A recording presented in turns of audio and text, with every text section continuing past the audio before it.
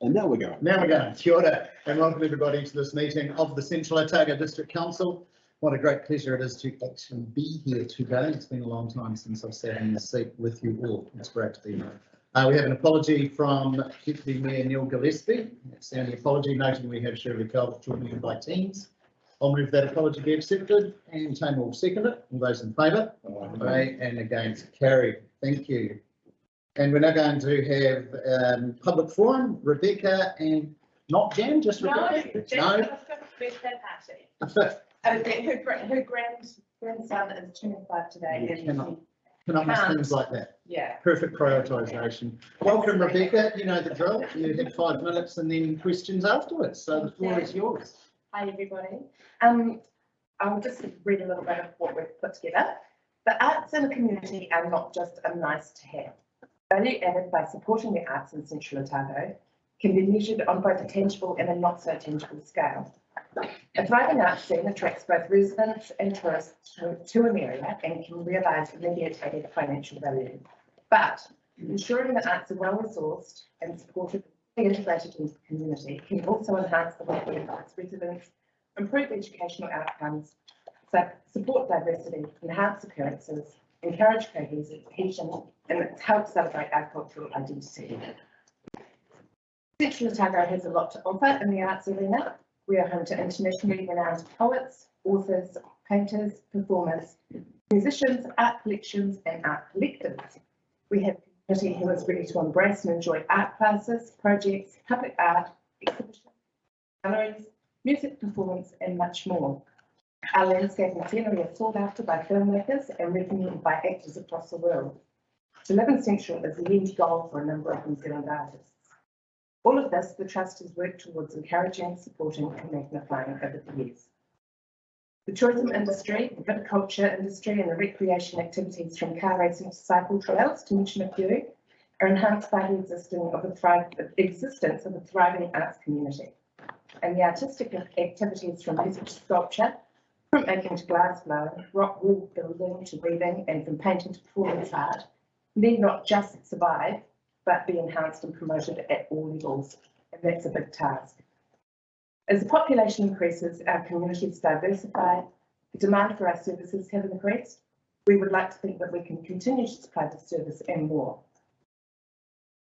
Projected budget in our grant application was based around the end of financial year 2020 profit and loss figures, with an annual increase of 3.3 going forward, in line with the expectations of inflation.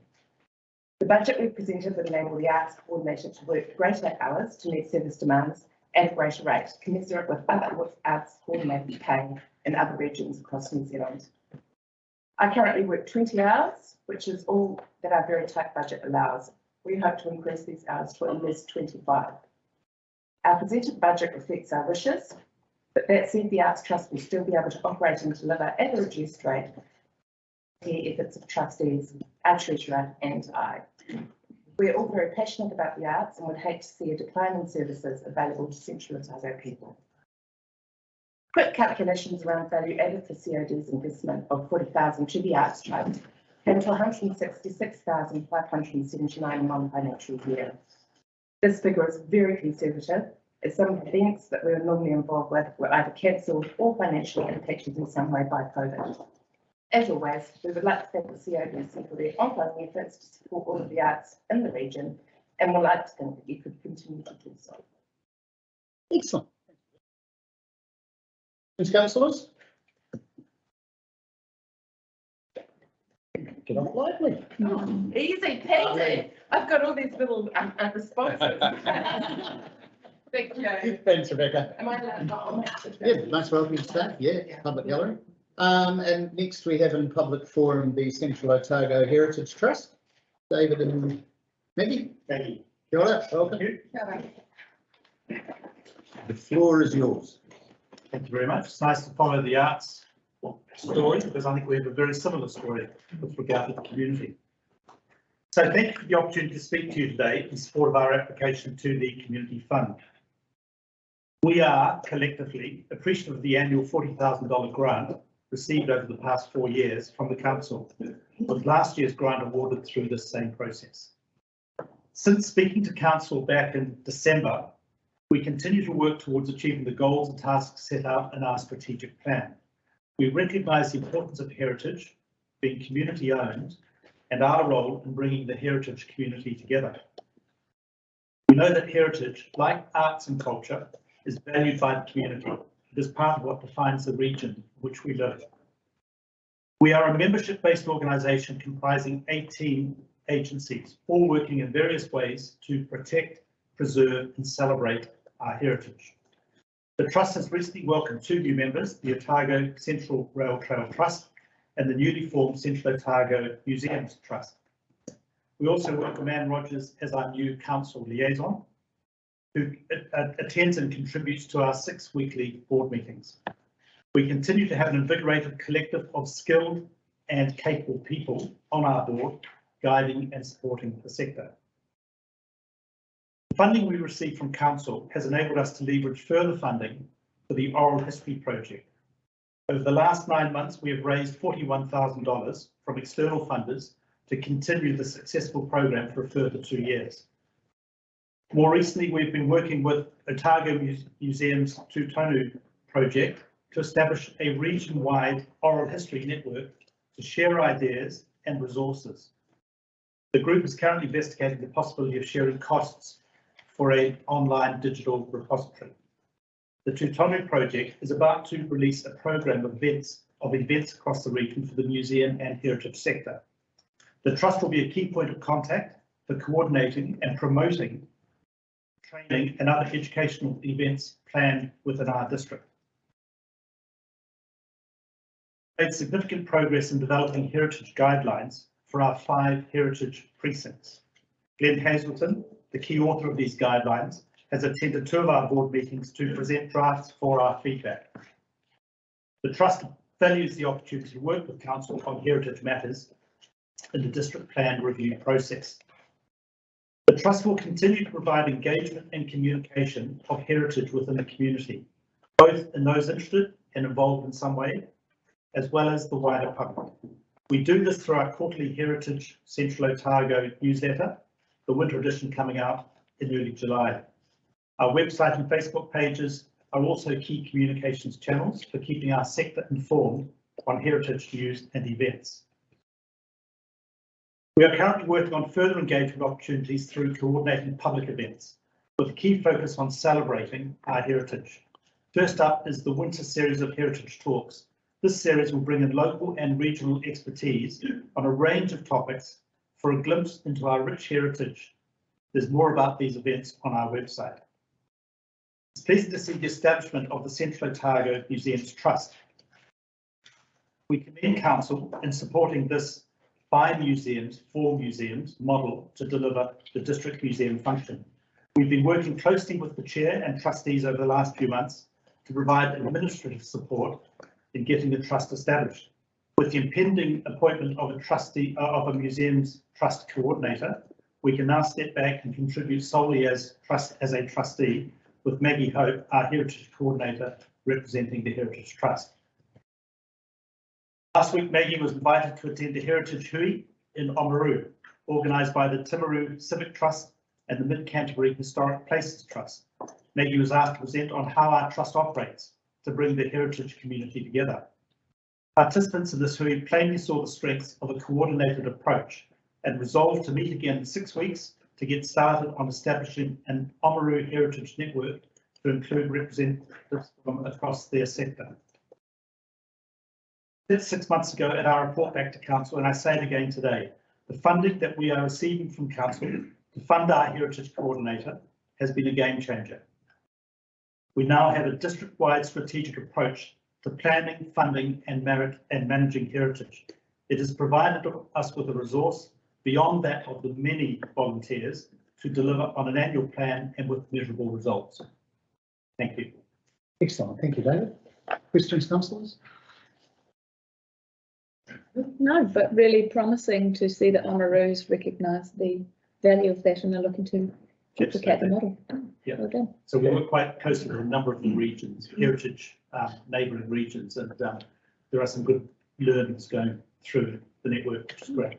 Has the audio recordings of history history going good? Yes, they are going well. We've had a pause with COVID with interviewing, but we've been using that time to get the online repository ready for publishing. So that involves quite a bit of desktop work, doing abstracting, getting the consent forms all up to date. But we're rearing to go. We've just done a survey with our volunteers to see how they would like to operate in the orange traffic light setting. We hope to get started in the next few weeks. You got many out of that corner? You got many out of the Ranfurly miniature corner yet? We had more recently, Yeah, actually, no, it was, and we've got a few more on our list. oh, sure. There's a few oldies there that are Yes. getting a bit frail now, they're pretty good in mind. One of the more recent interviews was with Daniela Hoare. Denella Hall, yeah, Denella. interesting. Yeah, she's one of the last survivors of the high train crash. Yeah, the father was the undertaker, had to pick up the bodies, the ones that got thrown out of the train. Yeah, no, it's amazing. And there's more. We've got Sam Indra on the list because in the family have been there for Oh, very good. Naseby for a long time. What? 150 years ago. Excellent. So we've got a question from Shirley Calvert, who's represented by the R2D2 type of joining us by team. Really impressive. Thank you, Your Worship. David, well done. Another good report. It's always exciting to hear what you are up to. Just had a question. You said you had 18 members. Have you considered doing subscriptions for people as a, $10 or $20 as a fundraising project? We have discussed that. We haven't done it, I have to say, from the fundraising perspective, but that's certainly something we could consider. We've been thinking more along the line, because our membership is all different heritage groups as opposed to individuals, and we are looking to see how we can move to a subscription-based membership to engage more people who aren't necessarily part of our history or a museum committee, etc., etc. But we haven't done it from a fundraising perspective, so that's certainly something we could look at. Yes. I think also it would have the advantage of if you put out a newsletter, it would keep a lot more people informed about what you are doing if you did have that. So we do have a newsletter which we do publish around about 100 or 200 copies, hard copies, and then it's digital. So there is quite a lot that is available on our website, and we do publish, but it's always hard to get to every person in the community. But there is quite a lot that we do put out every quarter, different projects. I guess I'm one of those people that doesn't surf the internet and look at websites, but I do respond to emails, if newsletters come through. Yeah, thank you. No, good point. Thank you. We have. It's a good mix, actually. Appreciate you coming in. Can I just ask staff, media and councillors present to put your phones and laptops on mute unless you need yours to hear when Councillor Calvert has a question. We've got R2D2 in the middle. It sounds like we have our cousins around the room beeping and whirring as we went. So. Thank you. That's our agenda, and that of course next up is the confirmation of the minutes of our last meeting. Somebody want to move their true and correct record? Who was there? Stu, thank you. Second, Tracy. All those in favour? Aye. Against? Carried. Just a reminder to members to make sure that they are not conflicted on any matters that are to be discussed, to always update their conflicts register and to step away from any matters today that may cause them either a real or a perceived conflict of interest. Is there any of those people want to note at this stage? I think I'm conflicted on roading. With your Trails Trust? Yeah. Yeah. Anything else? I'm going to clear an interest in the pipe bands funding application and refrain from voting on that item. So it's the whole funding application item or just the pipe band? No, just the pipe band part. Right. All right. Thank you very much. Those have been noted, and now I'll pass over to Councillor Jeffrey from Economic Development and Community Facilities, part of the agenda. Thank you, Your Worship. So that's page 31, item 22.43. No, I'm wrong. Page 26, 22.42. Community grants application. So I'm going to, this could be complicated, so I'm going to move that we receive the report for a start. Ian, second, please. Stuart, all in favour? Aye. Against? Carried. welcome Rebecca to the table. Who's going to discuss it? And I gather we're going to have some information on the screen. Yes, so thank you. I've presented two things for one.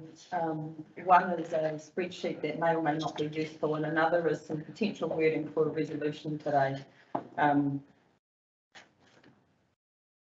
which we'll go through once we get to that part of the agenda. But Wayne will put it up on screen for us. So since council last considered report grants, there's been a review of the grants policy, which was done to ensure that the policy met the needs of both council and the community. In addition, since I've come into the role, I've tried to do some process improvements, and so you would have received the information today quite differently to how you have in the past. I'm interested in any feedback that you may have about that. Staff have worked through each application as it came in and assessed where it might fit best, and then have assessed those on that basis. This is the second round of the 21-22 financial year grants process. For the council to consider, there were 3 applications, and 1 for the current financial year and 2 for the next financial year. As stated in the report, there's 18,895 left in the 2021-22 financial year and 151,000 to distribute in the next financial year. Then I just want to mention each of the applications. The first application is the Alexandra Pipe Band. Now previously it's been, or it's traditionally been funded from the Vincent Community Board. One of the benefits of being new is I didn't know that. And so when it came in, I looked at the application and considered whether it was a district-wide service or more of a Vincent service, and thought it fitted more clearly in the district. They provide support events across the district and have members from across the district. So I since checked that a little and then assessed it in this round. So I'm hopeful that I've got your agreement. They have requested funding for their the hire of their hall, the costs of which have gone up, and I'm suggesting that we grant $2,500 for your consideration. The next is the Central Otago Heritage Trust. We've explained, we've heard from them this morning about the service that they provide. And in the report, I've discussed the timing issue that we're trying to address. So you'll recall, I think it was last year, we had introduced the grants process and said, look, there's this bit of a timing issue. We need to instigate a hardship fund to ensure those organisations weren't at any financial disadvantage as we realigned the process. We then inadvertently put them back onto square one by removing that from the grant. So this is trying to address that. So it's something to consider today, and I've tried to do that in the proposed resolution for you to have a think about. And I'm recommending that they receive the same funding as last year at 40k. That's no reflection on the service itself. It's more of a reflection on we haven't had an increase in the budget, and so I didn't see that I could do anything but recommend the same level of funding. And then lastly was the Arts Trust. Again, I've recommended the same level of funding simply because there hasn't been an increase in the level of the grants budget. And as a staff member, I didn't see any option but to recommend what they've had in the past. And that's all I have to say, and happy to respond to any questions. Questions, councillors? Kind of confusing, but are we going to get that? Wayne, can you please put the resolution? Just a comment with the chair. Rebecca, congratulations on how you've looked at the grants policy and lined out some of the issues, especially as a surety to groups which have an ongoing function in this community, as well as trying to bring the balance with contestability and also the transparency. It's always been a concern of mine that we had groups here who are going through this funding process had no assurance of longevity or it's something which, and the two which are here today, especially the heritage and the arts, they have an ongoing contribution to this community, and that's starting to recognise it. So the policy is starting to reflect, I think, the will of the people. Should I just work through the resolution? if that's, I just, yeah, so sure, but I just need to ask the council to sit down at the table, are they comfortable with this approach? Because there's obviously, they've asked for more money. Well, yeah, why can't we give more money? We've got a budget, but I'll read it. I mean, it's the cost of doing the business now, like why, I mean, We've got a budget. I, Well, the budget for the for the next year will be short, but, yeah, but I mean, I need to ask because that's what's in front of us. yeah, like, I'm taking that into account, but Okay, Rebecca, while we're thinking about that. the cover report has it discusses what other grants are likely to come up, and so the trouble that we have with, because this is the second round, this is the second part of the grants round, and so we've got $18,000, just under 19,000 to distribute this financial year. We've got the whole pot for next financial year, but only 2 of the normal people who are applying have applied. And so if you increased the grant now, you'd be doing so without the knowledge of what those other organisations might be seeking, such as Sport Otago, Central Otago Health, what are the other? life education trust, Life Education. So there's some on that which list. is 52,000 Yeah. potentially of a bigger budget. Yeah, and so when I was writing the report, I've given that option of both the four-month or the 16-month. The 4-month option would get the organisations to that first grants round, where then you can make those decisions with all those applications in front of you at the one time. The downside of that to the organisation is that they have to go through this again in 4 months' time. The upside is that you can then make those calls on. You've got a set amount of money and you can make the call on who gets what. The other alternative I've given is the 16-month option, and so you would be funding them into the first grants round of the 23-24 financial year. Which makes sense. To me, it makes sense. So if I could just walk through the proposed resolution, just to explain my thinking. So the first is you've already passed. The second is to look at the pipe band application and decide whether you want to grant that or not, because then you know how much you've got in this financial year left to distribute. Then it's to consider that one-off adjustment that I'm suggesting of $13,334 for each organisation to get them through to 1 November. That one-off adjustment would be paid for from the existing funds from this financial year, and $10,000 out of the next financial year's grants budget. And then the recommendation is to allocate 40,000 to each of those 2 organisations. So that was my thought process, but it was just a suggestion for start. Thoughts? Stephen, which will still leave a budget surplus at the end of the 22-23.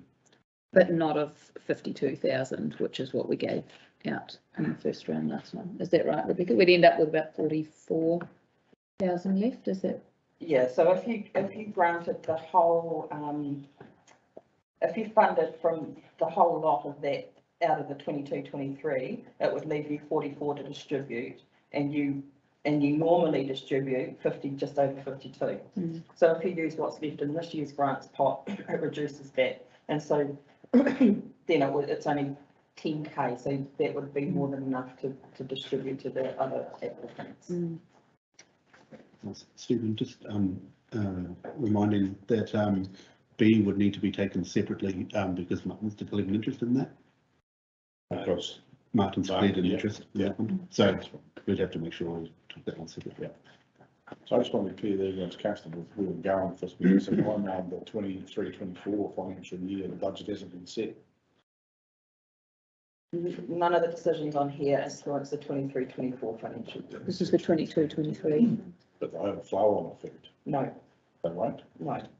So if you do the one-off now, then it gets them into the correct grant cycle. Then there's the 22-23, of which I'm suggesting you fund heritage and arts from, Yeah. and it leaves a balance for you to distribute at the first round, and it will be September because that's your last council meeting. And And that will leave, I think, 60,000, so it will leave just over $60,700 to distribute that grants round. It starts anew for the following year, so everybody would be on a level playing field for 23-24. Okay. Well, You don't put those hoops, have to go through the hoops again. no, I'm not suggesting No. that, I'm thinking about, Yeah. thinking about the work they do, and that's something we should be considering, that we've adequately funding them for the work that they're doing. So we're a little bit constrained. If we're not, we're gonna budget for it in our 23, 24. So I think, Make sure it's all spent. I think for your 23-20, and it's an LTP year, so in the LTP year, and whatever the LTP year is, you need to have a conversation about the size of the grant. And if it needs to be increased. Yeah. Well, actually, in that case, I think it's probably a good outcome, maybe not what I was thinking, but a good outcome, because we're constrained with the budget that we've got. And that's a discussion for down the line, getting that bigger.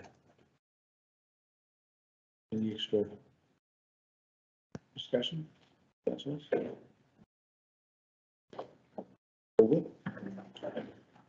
Okay, so we've got A, we've already moved A, so we have to move B separately without Martin, is that correct? I'll move B. Second for B? Yep. Taylor, all in favour? Aye. No, it's Gary. C, D, E and F, I'll move C, B, D, E and F. second for that? C, D, E, F. Because I think you said. You threw an extra letter in there, Mark. C, D, E, F. What I'll did C, you D, say? E, F. You said CB. Oh, Just trying to confuse. You better put your glasses down. and second, it was seconded by Linwood. Called outside. All in favour? Aye. Against, carried. Thank you. So that's the end of. Economic Thank you, Stephen. Services. In the absence of Deputy Mayor Gillespie, I'll hand over to Councillor Kearney for planning and regulation. Thanks, Your Worship. This takes us to item 22.4.3, earthquake-prone buildings. And Lee was going to present a report. We'll just pause. Just pause.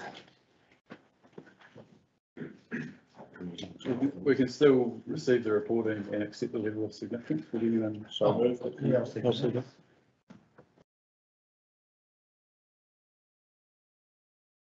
that. All in favour? Aye. Carried.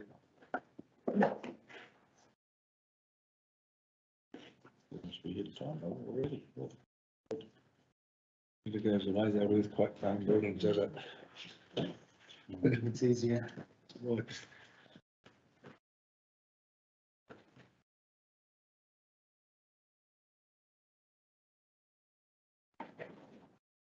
Good morning.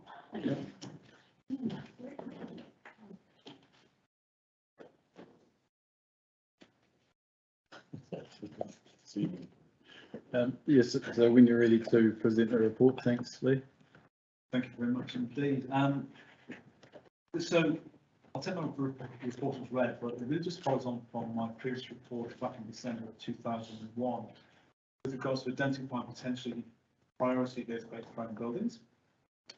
We'd undertaken consultation through December and January with unfortunately only one submission. It was a kind of a partial submission whereby they had agreed with what we had proposed, and that relates to. Just bear with me a second.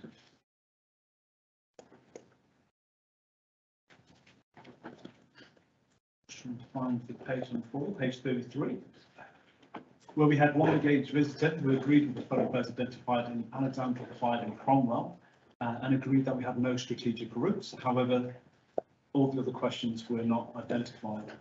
I'd also like to just to draw your attention when I was rereading my report this morning, that unfortunately on page 33, under the heading of consultation, I've also put that it was the Local Government Act 2003, where of course it should be 2002, so my apologies. Thought so. I just reread it this morning, just. These alert today. Identified that. We have a good report before lunch. My apologies for that. So really this report is to seek the approval that the thoroughfares that we identified, of which there are a number of potentially earthquake prone buildings, that I can then, if you do approve that, I can then contact each of those building owners, advise them as to why we have identified them as potentially earthquake prone, follow through that process of giving them the time frame of 12 months to provide an engineer's report that will inform us to make a decision of whether or not it is in fact earthquake prone or not. And if it is, then they will have 12.5 years to remediate those earthquake strengthenings that are required, and we'll also record that on the national database. So Lee, that those landowners, you don't know whether they meet spec or not, or what the level of.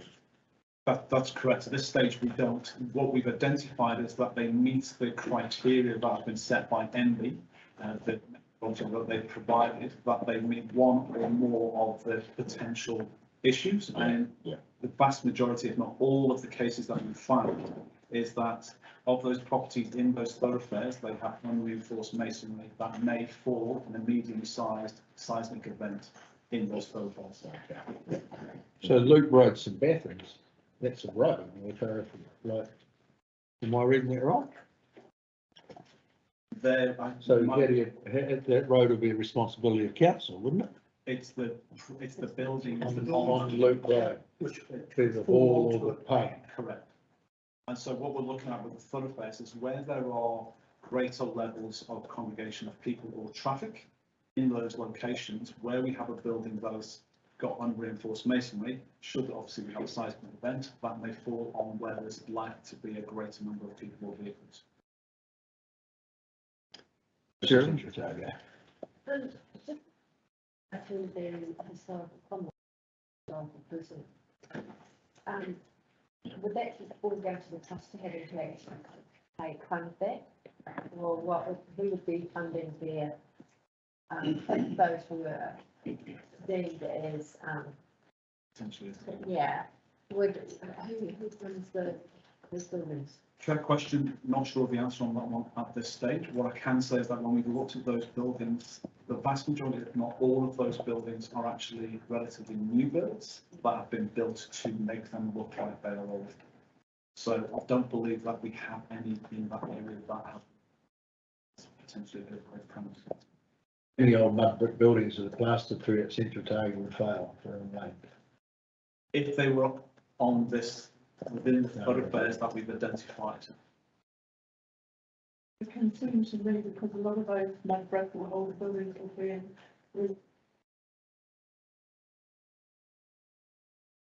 and just the expense of bringing the buildings up, people tax relief and trying years.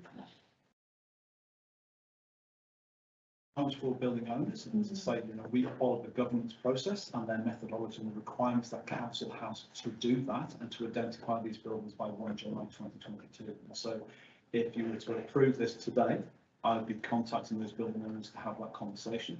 Building owners also have the ability, although we'll give them 12 months in the first instance to provide that report, building owners may also already started works, or not the case with it. Well, they can also ask for a further 12-month extension to get that engineer's report to us before we then start to enforce the 12.5 years that they have to remediate.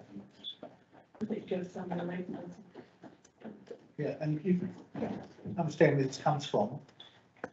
The Christchurch earthquakes. A lot of the buildings at the centre of the city, older buildings with facades and things that collapsed and killed people. Landed on buses, landed on people and killed people. Because all that reinforced, all that masonry was unreinforced. So this is not frivolous action. This is, it's because it has happened in Christchurch in quite a serious manner. The amount of buildings involved will probably end up being quite minimal. And the length of time government's given to the landlords to improve those buildings is quite substantial.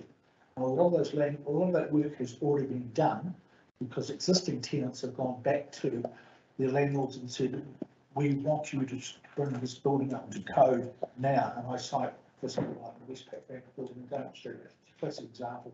That was done over 3 years ago. So it's not that this is not going to come as a surprise to the landlords because it's been well settled. Tracy. Yeah, I guess my question is in relation to, does this requirement go with the property? So if a landowner was to sell it, it does. So this is actually recorded on the London. Absolutely. Okay, Yes. just so that it doesn't get lost. Yes, absolutely. So, is there a minimum standard they can meet? Is it 33.67? That's correct. So we're looking at it needs to be above, well, 34 or above, basically. So if it's below that, there are two different types of notices that will be issued, 0 to 20%, I believe it is, Yeah. and then 21 to 33. So those notices, if they were deemed to be earthquake prone, will they use to end these notices again to issue those to the building owners, of which they then have to have them in common to advise people of entry. Don't actually have to do the work. They just have to advise the public they're taking on the risk. They have to do the work within that 12.5 years, but in the meantime, that notice has to remain on the building, so like you would know if you were. Thanks, Lee. Comment from Shirley. Okay. Shirley? Thank you, Ian. Yeah, it's really just a comment. If we're keeping our carriageways clear, that particularly in the heritage precinct in Old Cromwell, there are a lot of shafts. There was a lot of mining that went on down there, and sinkholes was a particular problem in Christchurch, and we've already got holes there. So it just adds to the mix. It's not relevant to the conversation, but I think it would just be a red flag somewhere when we're discussing the earthquake prone and passageways that we do have all those mining holes that are left and perhaps not that well filled in.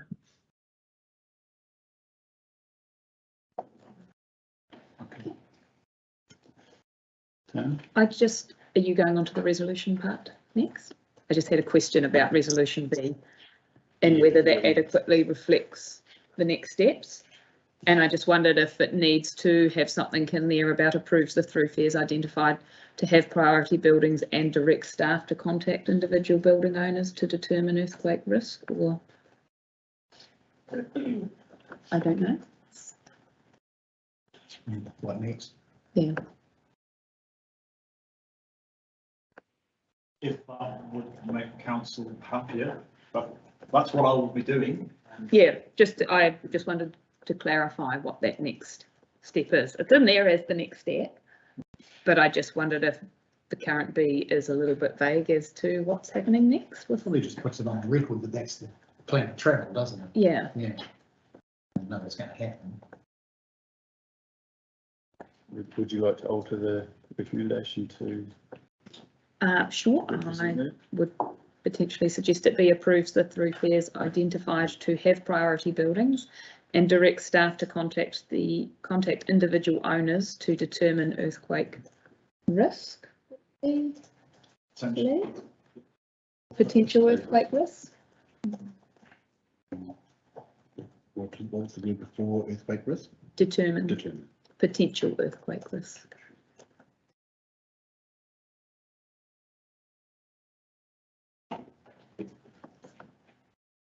I shall move and be in C along those lines or second. It helps. If we just read it first, if I can, just to make sure we got it right. Approves the thoroughfares identified to have priority buildings and approves the thoroughfares identified to have priority buildings and direct staff to contact individual owners to determine potential earthquake risk. I feel like taking an extra word there. No. No? That's right. Okay.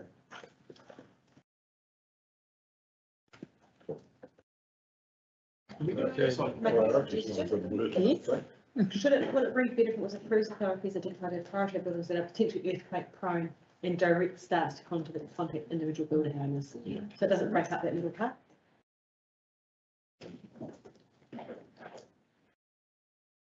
Just add yeah. at the end of it. Okay, Dana, you good with that? Yep. To Tim and I. And, Yep. So it's approves the thoroughfares identified to have priority buildings that are potentially earthquake prone and direct staff to contact individual owners. Marvellous. Okay, all in favour? Aye. Any against?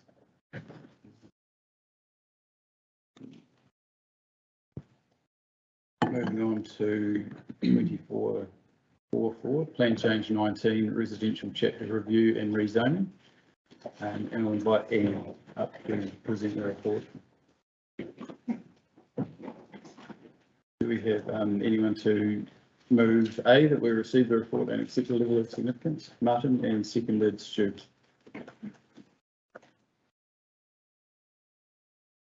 All in favour?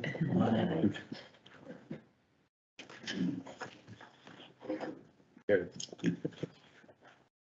Thanks, Anne. Thanks, Ian. Thank you for your time today. As you're aware, we've been working on this residential chapter review for quite some time now. The operative district plan was first notified in 1998, and there hasn't been any substantive changes made to the residential provisions since then.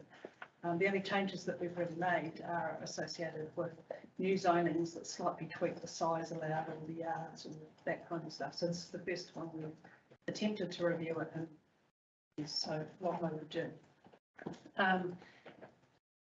One of the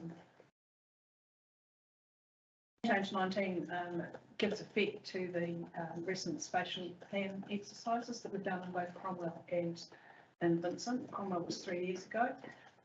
So we've taken the opportunity to give effect to those and bring on the zoning that's proposed in both processes. Both of those processes are involve significant community and key stakeholder engagement. So there's been a lot of input from a wide variety of people over the last few years in terms of this zoning. The proposed plan change brings in the national planning standards and a lot of national direction that we're getting at the moment and have done in the last few years.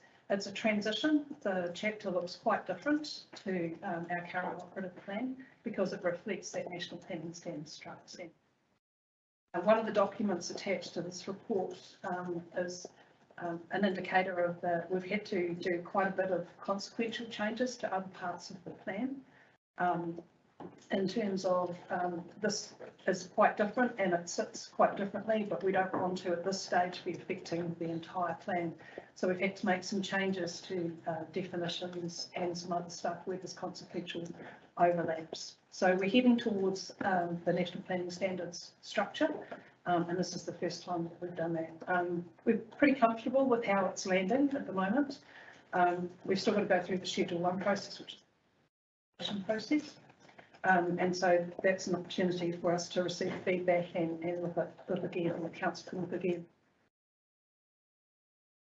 Whether or not we need to make some changes. So one of the biggest shift for us is that we've neutral zones, which is phenomenal really, and all of them are slightly different. So a lot of them are around, some have 500, some have 700, like the zoning sizes are just all over the place. So where we've landed is we've taken on the national planning standards categories of residential zoning. So we've basically gone for low, medium and large lot residential. So the best ones, and then we have 3 precincts that in terms of the large lot. So the low density is 500 square metres minimum. The medium density is 200 with an opportunity to go down to 180 for a comprehensive development. Large lot is 2,000 square metres. The 3 precincts we've got in the large lot area reflect existing zoning, largely around Cromwell, Bannockburn, those sorts of areas, particularly around the lake where we've got zones that have unusual sizes. So we've got another 3 precincts that are 1,000, 3,000 and 6,000. And what they are is these areas are developed to their full capacity at the moment, so it just reflects the status quo. There's a lot of challenges with some of those areas in terms of servicing and what have you. So we're trying to keep it as simple as we possibly can. but reflecting what we've found to be best practice and also the national guidance. One of the things that is clear in terms of the RM resource management reforms that are currently at the moment is that we are heading towards this spatial planning driving what we do. So we're well into, I guess the way that we're approaching this is exactly where the central government is pushing us to go. So coming out of these spatial plans. There's anything else? In developing this, we have undertaken engagements with the community through the spatial planning processes, several rounds of engagement, key stakeholder groups, and we've also, in drafting this residential chapter, we've had Okaha, Otago Regional Council and Public Health South working with us alongside, just to make sure that getting what their concerns are as well. Or we're proposing to us. Please take any questions. Thank you. And does this proposal have any impact on reserve requirements? Reserve requirements? No, not yet. That's in section 15 of the plan. But is that next on the new work agenda, or? That's one of the district-wide ones. We will get in the context of development contributions as well, in terms of that, whether or not the reserves contribution stays in the plan or goes into a development contribution policy is probably a wider piece of work with. I suppose my question is more in terms of, we've got, for example, it's housing. What are we saying about green spaces and reserves? And Oh, okay, yeah. So absolutely, there's medium. One that I've got. Medium density guidelines. We've developed medium density guidelines. Help with assisting in some of that sort of personal open space or space that they have access to in terms of these developments, whether it be their or their own. But in terms of the actual development standards, the subdivision assessment matters include things like connectivity, walking and cycling, that kind of stuff. In terms of the actual reserves contributions, sorry, I misunderstood what you meant, Nigel. Reserves contributions, that will stay the status quo for now because that is part of the bigger piece of work. Thank you.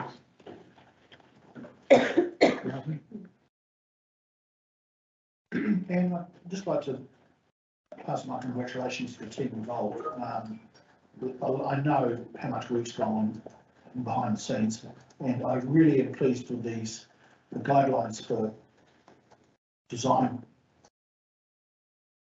The first time this council actually has some documentation outlining a vision of how we want our communities to look in the future, and it's been needed for quite a while now, and it's a response to the growth. So we can actually now start letting developers know that the location of the house on the block is critical, because we've heard me say this before. I drive around some of the newer subdivisions of the area, and I see houses built with the garage gets all go sun. And some of the work done here is hopefully will put an end to some of those.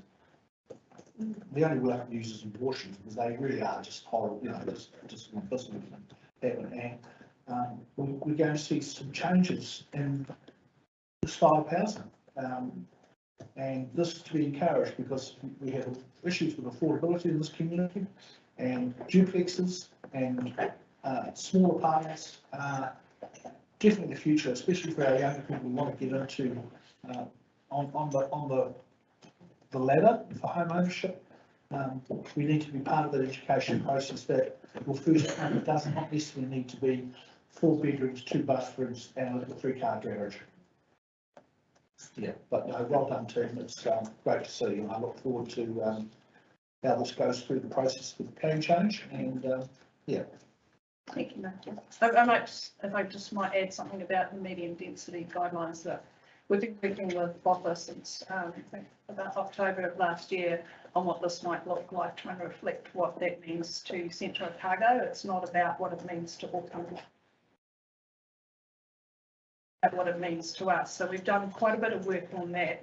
And interestingly, central government has now engaged BOFA to prepare medium density their guidelines for their, you might recall that the government introduced a national policy statement for urban development permitting 3-story by 3-story requiring a resource consent. Central government are now getting BOFA School to prepare guidelines based on what we've done as well. It's very similar, but just with that city context rather than our context. So we are leading. We are. I like to think we are because we were here first. Yeah, no, it's, Yeah. But we have also benefited, I have to say, from the work that they started after they started their work with the central government. So we have benefited from that as well. Stephen? Have you mapped the overlays and the different densities and where they'll sit? Yes, we have. There was a link in the paper. There's a URL link in the actual paper itself, but we have mapped it.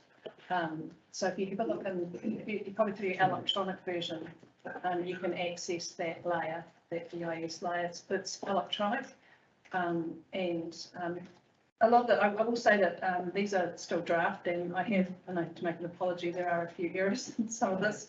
But we will be tidying that and doing the editorial stuff before it's released to the public. So we will be making, there's a couple of errors in this particular document, but so we're working through that, but the overlays are all in there. What you will notice if you have a look at the overlays is that we've identified future development zones. It was trying to find a way of, and I think we talked about this previously, of indicating where future development might go, and particularly around releasing 30 years worth of land, in particular with Vincent, is give an indicator but not actually change the zone. So that's the approach we've taken. You'll see that in and around Alexandra. There's a couple of areas that aren't being released straight away, but certainly more than enough for 10 to 15 years worth of growth right now. So we're currently rerunning yield on Cromwell. Cromwell is 3 years old, the plan now, that we're giving effect to. So we're running yield to give us an understanding based on the current growth projections, how many years worth of growth we've got and whether or not we need to be looking somewhere else. Do you happen to know what page that link is on? Because I was looking for those overlay maps as well. That was a question that I had. Oh, sorry. I had to delete it. Oh, sorry, Wayne's deleted it. I had to delete it to make the thing work. Oh, apologies. If you could send it. I will be send it. Apologies, yeah. I thought I was being terribly clever and putting it in the document. Apologies. So no, you haven't seen them apparently, but we will make sure that that's circulated through WAG. Yeah. So that the link will take you to the GIS system. It'll have both our current and you can play with it and just turn stuff on and off. But it shows you where the new zones are going. The colours are similar. Some of we use the National Planning Standards colours, and it's not even, and exactly, Tony has, our GIS officer has gone through and used the exact colours that's prescribed, but it's sometimes hard to differentiate, but you should be able to see what it is. Shirley, you had a Apologies, I didn't comment? realise. Yep, that was my question about the overlays too. Thank you. Oh, I will make sure as soon as we leave today that that's through to Wayne. And Tim? Cool, thank you. I'll back up what Martin said. This is a really important document. It's long overdue and it's great to see it here at long last. And I've worked out in the 5.5 years I've been there, 5,000 people moved to Central Otago. So that's a lot. It's a huge growth rate. A couple of comments / questions. Just page 68 of the agenda, we talk about the character and amenity values of large lot residential, and the word pleasant's used. It's the only time that we kind of use a subjective term like that, and it could almost be pejorative towards all the other zones, saying that one's the pleasant one. Just that I realise this is going out for notification, but yeah, I just wondered whether that was necessary. The next question is a way further down, and it's probably more about my understanding. page 80, relocated buildings, it's not the only place it's found. But we say any relocated building intended for use as a dwelling must have previously been designed, built, fine and used as a dwelling. Yeah. And I'm just wondering, it's not a common thing at the moment, but houses that are built off-site and then moved on-site but haven't been lived in, did they fall under a different name or something because we're excluding them through that? Generally speaking, those types of houses are treated as new houses. So anything that's purpose built in a factory, we could provide some clarity around that. But that's the way that it's been recently interpreted through building control, is that something that's built in a factory and then bought on site is as if it were a new building built on site. So that, but we could provide some clarity, but the provision that's in there reflects the current situation. Some of you might be aware of the heavy haulage case, which was on our, and it's something that certainly the house removal companies fiercely defend. And so it basically reflects that same provision. So, and that is around bringing in, we had a rash of them, for example, coming out of Christchurch after the earthquakes would be quite a good example of wanting those, to make sure that those buildings were up to scratch. So that is a challenge. Just some clarity would be good. Yeah, And the sure. third one I had was page 90. We talk about CPTED in the medium, but it's not mentioned in the lower density. I'm just wondering, I mean, there's much chance for crime there. I recognise that closer buildings give shadows and stuff, but perhaps it needs to be there as well. Good point. Other than that, really, really good. And your comment earlier that there were errors in it, I'll note that there's a hell of a lot of errors, less errors in your one than in the next one that didn't come out of this organisation. This is pitiful. The one question I have is that with the growing interest in tiny houses. Yes. What do you, so, how are we as a council possibly going to be being more proactive in allowing something like that to happen? Or Well, there's nothing to stop a small house from being put on a small section now. I think what tends to happen is we've had a couple of situations recently where some of those tiny houses come in on their arrangement, and then there's an attempt to try and evade the Building Act requirements, and we've had one recently in Alexandra where all intents and purposes looked like a cabin on wheels, and breached the side yard. All intents and purposes, it was a self-contained one-bedroom studio unit.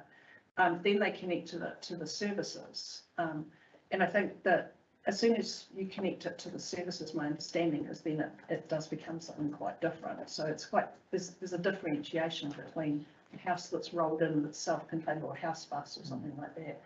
And yeah, but there's never been anything that would preclude a small house being built at all. Lee can probably answer that. Just to add to that, so the challenges is where we've got those new builds, same Christchurch being built. Christchurch ultimately responsible for them meeting the building code for that, and then when they are transported to us, we're responsible for the building code and CCC code compliance certificate for the connection to our infrastructure. So that's proving challenging for the individual new homeowner of how that actually works, because some of our colleagues in other parts of the country may not be as happy to work together as others. And so what we're actually doing, we're working with a couple of companies in Christchurch. We've organised for a contractor to undertake some inspections, and so we're actually doing the whole thing. So we're doing the whole building consent. So the construction of that is being inspected by our contractors for ourselves, that we're then having transported down to our district and connected. So we're trying to resolve that whole picture. what I'm thinking about is that we've seen more and more advertised as container conversions into, that seems to be a developing trend. It is, and the ministry, MB, again, just before Christmas last year, have released their latest edition of information to try and advise customers as to what is okay and what is not okay, and the fact that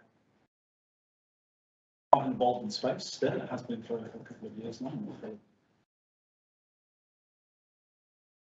That was what I was looking at too, with Tim's comment on the relocatable buildings. that there would specifically preclude anything built out of a shipping container. Any relocated building intended for use as a dwelling must have been previously designed, built and used as a dwelling. If it was designed and built as a shipping container, it cannot then be used as a dwelling.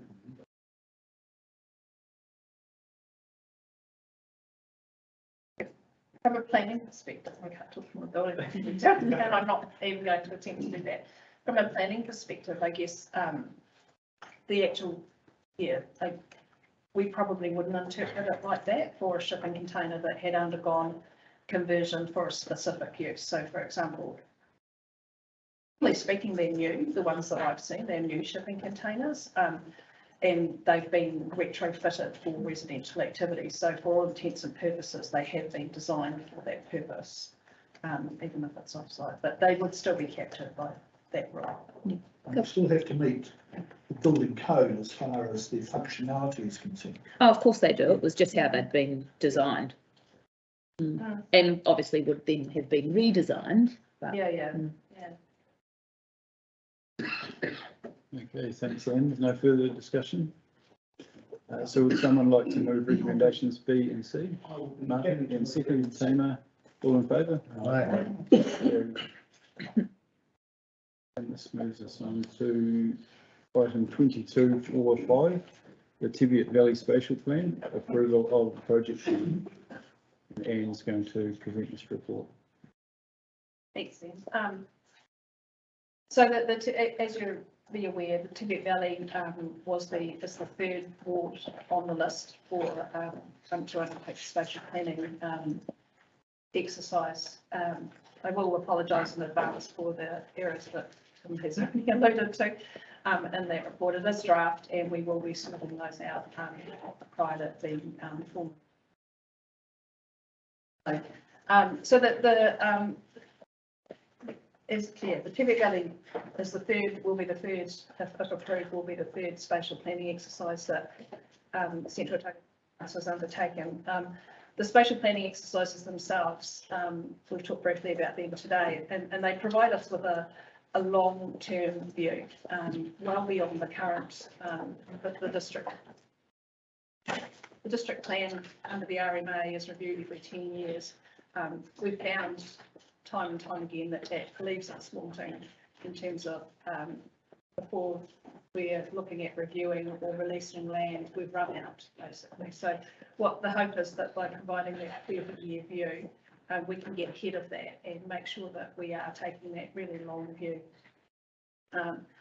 So they do provide an opportunity to have meaningful conversations with the community and key stakeholders about a range of factors.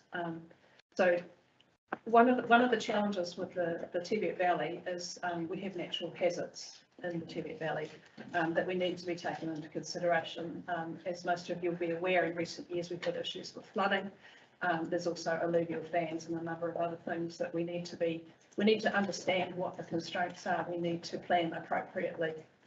Some of the land that's available at the moment is subject to hazard notations in some residential land that's not yet developed. However, it's subject to some hazard risks. So we need to be having some clear discussions about what that looks like and where we can provide for that growth in the future. Teviot Valley is a little bit different to perhaps Cromwell and Vincent in that over half of the employment in the Teviot Valley, I think it's 56%, is in the agricultural industry. So it's very heavily orientated around the agricultural industry. In more recent times, has provided tourism opportunities, and we're only just starting to see the effects of that in recent years. And once the trail is opened up more with the shift from not having to have the boat trip, we anticipate that that's going to increase the amount of visitor traffic coming down that trail towards the Teviot Valley. They're currently in the valley, there's not a lot of land available for development. We have a complicated infrastructure system that we need to be aware of and understand. For example, Ettrick doesn't have any articulated water or wastewater as such. It's in the groundwater protection zone, as is Roxburgh Hydro Village. So we need to make sure that we're considering all of these factors when we're thinking about where growth might go. The other obviously significant issue here is with the Lake Onslow project, the battery project. It would appear that there is still a lot of work done by central government in progressing that project. So we have to be considering what that might look like for the Tevere Valley and what we need to do. So it is really quite key at the moment, having those conversations with the city as a whole.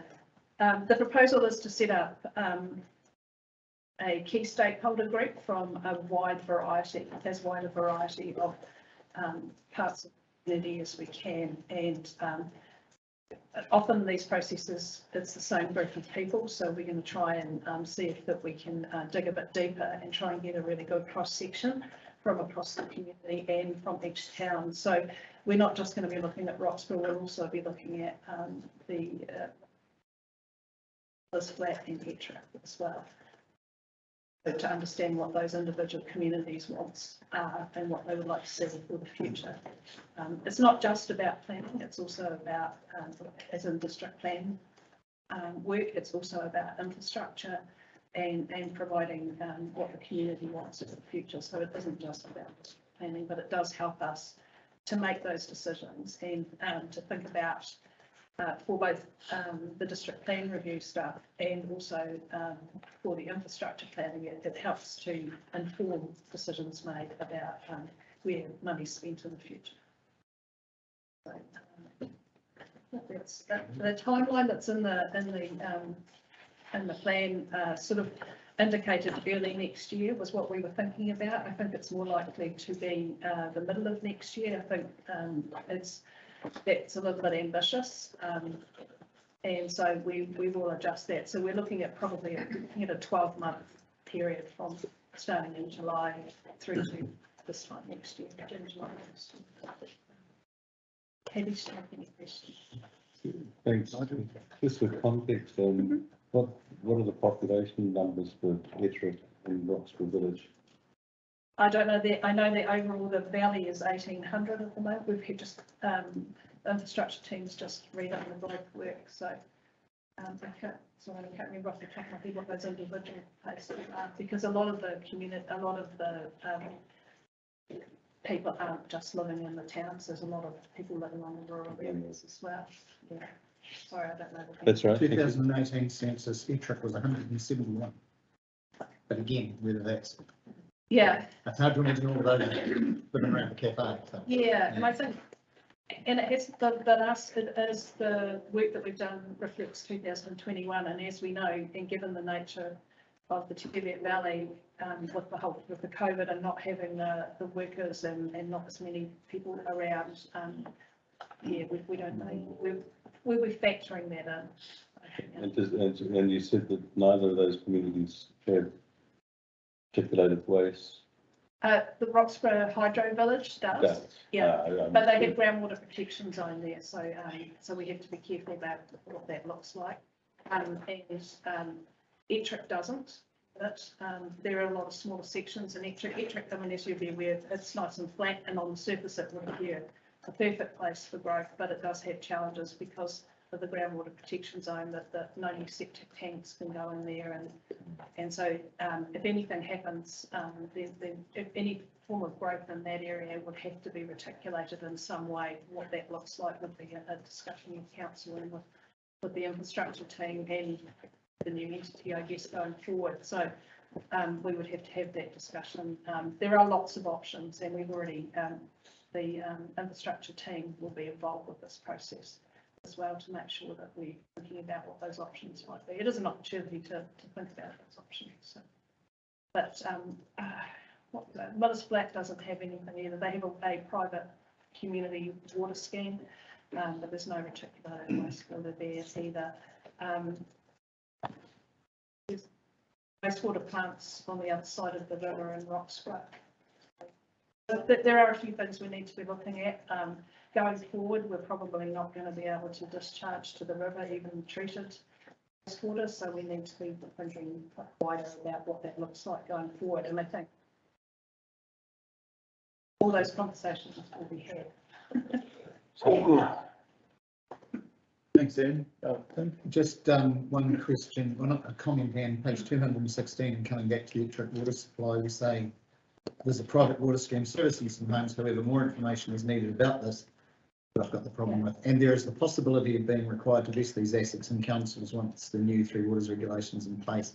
It kind of, if I was a layperson reading that, I would think the Three Waters regulation is forcing us to take over the electric supply, whereas it isn't. Electric could walk away from it. Maybe just that the wording could be, the Three Waters changes could affect council involvement or something like that, just a bit more neutral in its or clear in its tone. Is that anything? Otherwise, fantastic. Thank you. Happy to move it. Go down, seconder. All in favour? Aye. Carried. Thank you, Ian. Thank you for your time. Thank you, Anne. Thank you, Lee. We are now on to the Rivendale water supply. Lee. That's right. Yes, sorry, my apologies. We're not going to move on to the Rivendale water supply because Julie's had an unavoidable meeting through until 12-ish. So we'll go to the adoption of the. No, what? Fully financial report. Oh, of course. Yeah. And your plan has to be done past the.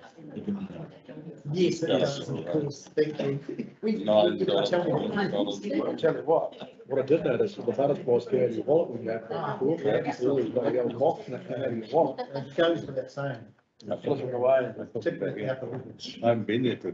Hello, welcome. Yeah, well, you didn't- So folks, just to explain clearly, the Rivendale water supply, Julie can't attend until 12 o'clock. We can't go to the adoption of the annual plan because we can't go to the adoption of the annual plan until we adopt the Rivendale water supply. Yeah, So we're going to go to the finance report. tricky. Yeah. Right. Well, it's just It'll take a whole 5 minutes. So I'll take the paper as read, and then I'm going to hand it over to Anne to take us through the financials, please. So overall, the surplus to the end of March is 14.3 million, which is 1.274 million favourable to the budget of 13 million. The income is 648,000 favourable to budget, which continues to be driven by the timing of development contributions, and that is offset by the reduced income from user fees and charges from the timing of the water meter readings, which I believe are now caught up. Expenditure is 626,000 favourable to budget. The expenses for the stage 1 of Dunstan Park have now come through, with the cost of sales expense being 1.96 million.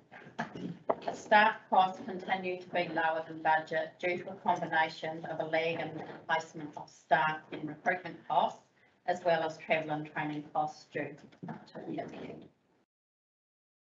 Year to date, we've got 41% of the total capital budget being expensed of 26 million of the 65 million budget.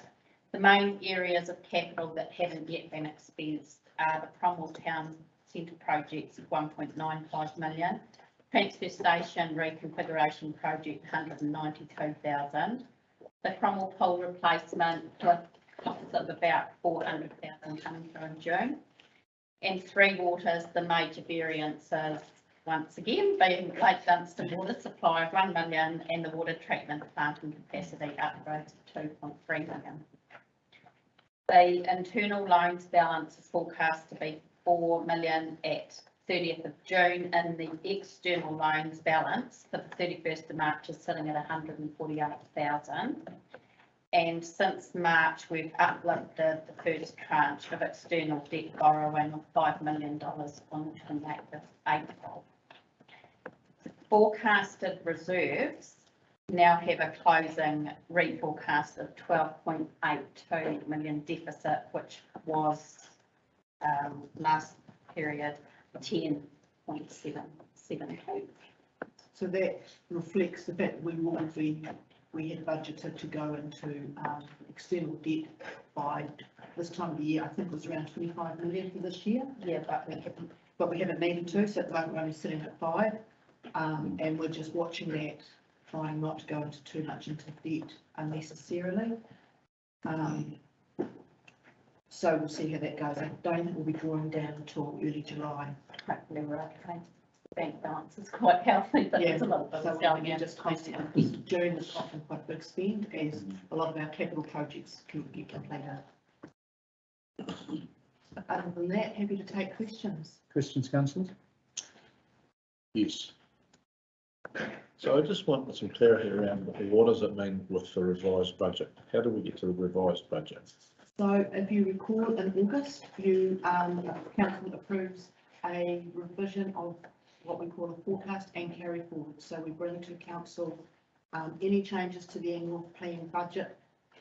Firstly, because it's carry forward, so the work we didn't complete and spend at 30 June, capital wise, we bring forward.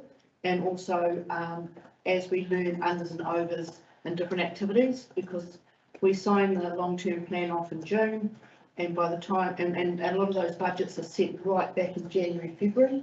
By the time we start 1 July, the world has changed again. And so we come to you keeping those changes as close as we can so that you're across them, and we do it again in February, March, based on December information.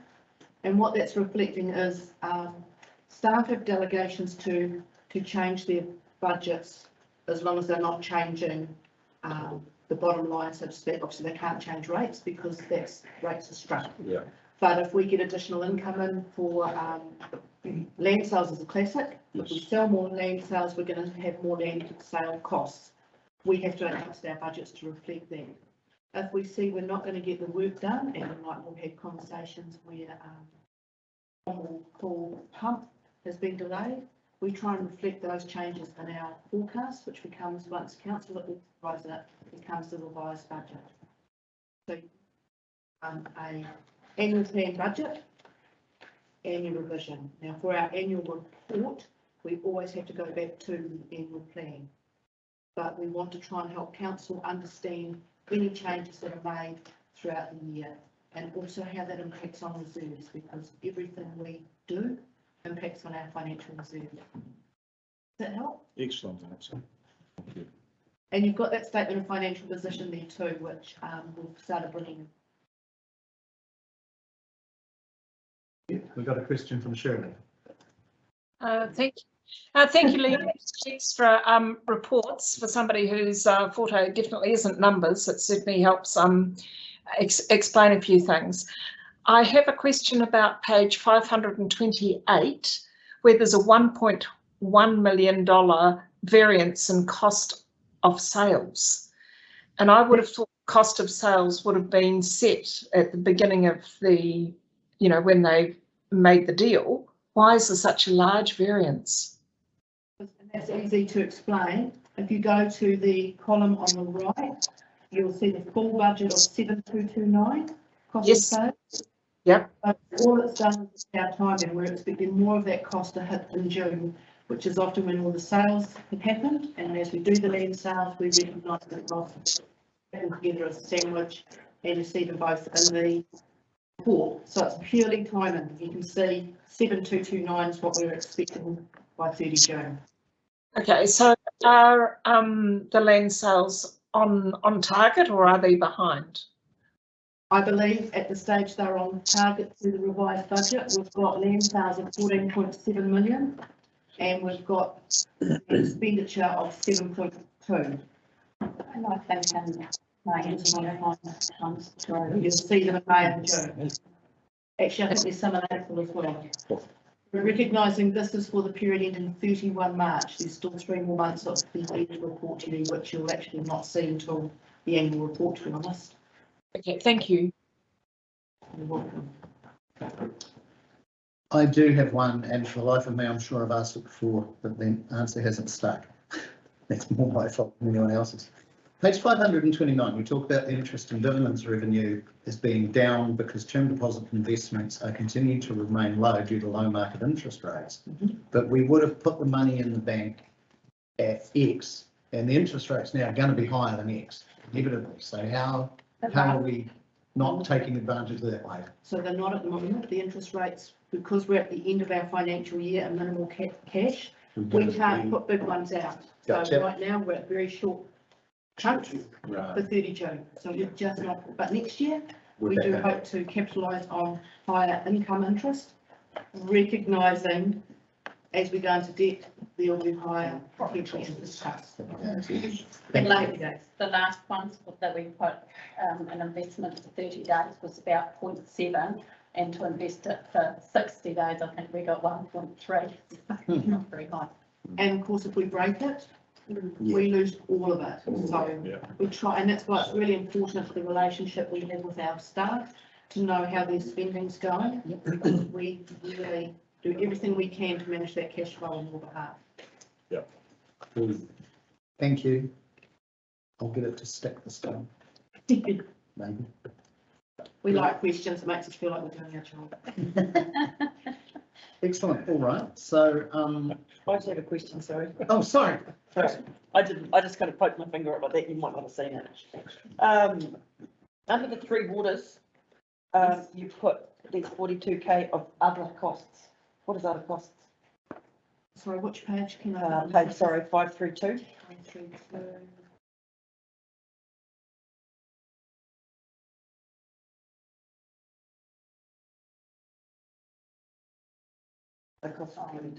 So it's probably a number of tiny line items that make up nothing of importance.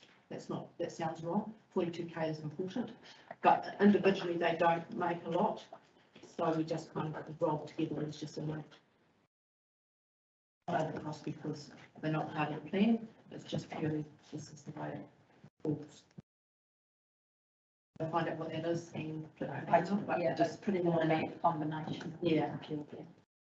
Be handy to get that just as an example in this case of how those little bits do.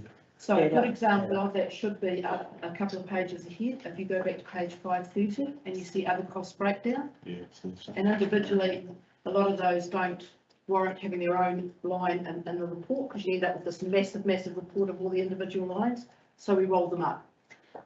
And so that other cost breakdown, we always explain that one now because when I first arrived here, it was huge and it was a huge variance and which included that table. 42K probably is hard to justify when I'm trying to keep.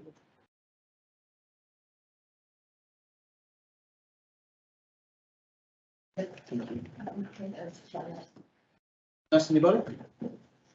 I'll move we receive the report in that case and Stu will second it. All those in favour? Aye. Against, carried. What's our county plan now? Should we to, Before you get to a 7% land, you can invest in infrastructure, we get Which 20% less cost next time. Yep, righty-ho, we're going to, thank you. We're going to jump now to the meeting schedule report, which is on page 598. We're just shedding water until Jill can get here. Better than my pace, get over here. Wayne, that's your report. Yeah, so the town report is red. So the pre-election period is coming up, and it runs 3 months before the election, 8th of July to the 8th of October, when the election day is. And we found that that the meeting in July is falling within that period, and LGNZ guidelines tell us that it would be better if that could be avoided if we can. So what we're proposing is to move the date of the next meeting forward 1 week to get rid of, to be outside of the pre-election period. So that's basically the crux of it. So from the 13th to the 6th. Yeah. Do you have to have it at all? We've got lots of juicy things to make decisions on. So July the 6th will be now a council day if we go in favour of that. Yep. Yes.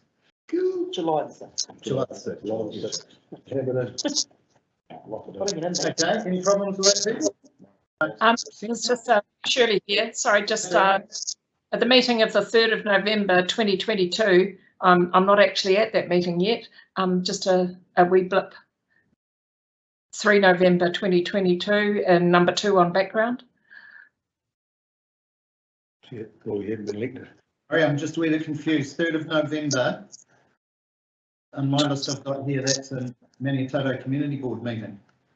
Well, at its meeting held on 3 November 2022, Council adopted the 2022 meeting schedule. Surely I'm with you, right under background, sorry. Apologies, must be, I should have put 2021. Well spotted, Shirley. The Apologies. fish. But- Yes, definitely. But- Chocolate fish coming away. Yes, that should be 2021. Brilliant. Well spotted. Righty, let's receive that report and adopt the 22 meeting schedule. Taylor, seconded Tracy. All those in favour? Aye. And against carrying. And we're going to jump now to the Mayor's report because I am here. I'll just remind myself what I wrote. Yeah, it's nice to be here, that's for sure. COVID cases still dropping, which is a great thing to see, but it's still going to be out there, and of course, there's always that spectre that the cases are partially dropping because people aren't reporting it as much as they once did. I attended the Federated Farmers AGM for Otago late last month in Lawrence. Really good opportunity to hear from the sector outside of Otago, and a lot of the concerns are the ones that we face, which is a whole lot of changes coming from government far too fast, and the pressures that it creates in trying to respond to those. Hoggard, who's the national president, was there. It was good to have an opportunity to talk to him. And he talked a little about the success that Federated Farmers have gained by working alongside government on the intensive winter grazing regime. And I can remember distinctly being at a farm in Cambrians with about 3 days to go till the 1st of October and the ground was frozen solid, and you sit under those proposed regimes, you would have to have plowed it. It was just madness. So bar the 10% rule, there's been a lot of progress there, and I think it is evidence of the ability or the benefit of actually staying inside the tent and trying to talk sense rather than going outside. Neil and I, Cheryl and I went to a meeting with the Ripon Water Scheme. We can touch on that when we do come to that, but it was very successful, and it was a great meeting just to have positivity and willingness to talk in the room. It was good, wasn't it, Cheryl? Yeah, it was. Better than anticipated. Yeah, it was. Yeah.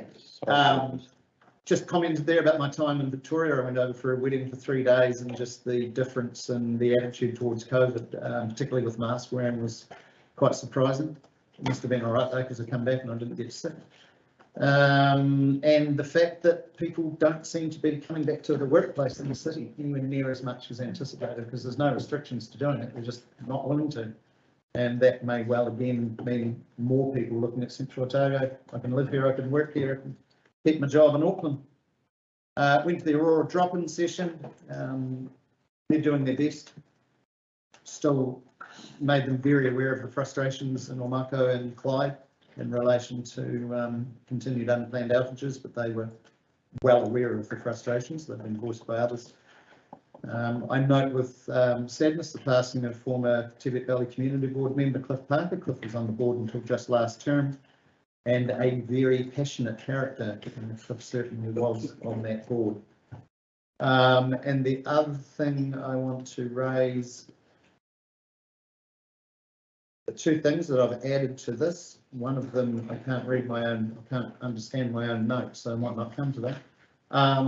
Was that I've asked the CEO to draft a report to us to create a district-wide wild and pines policy to go out for consideration by the community.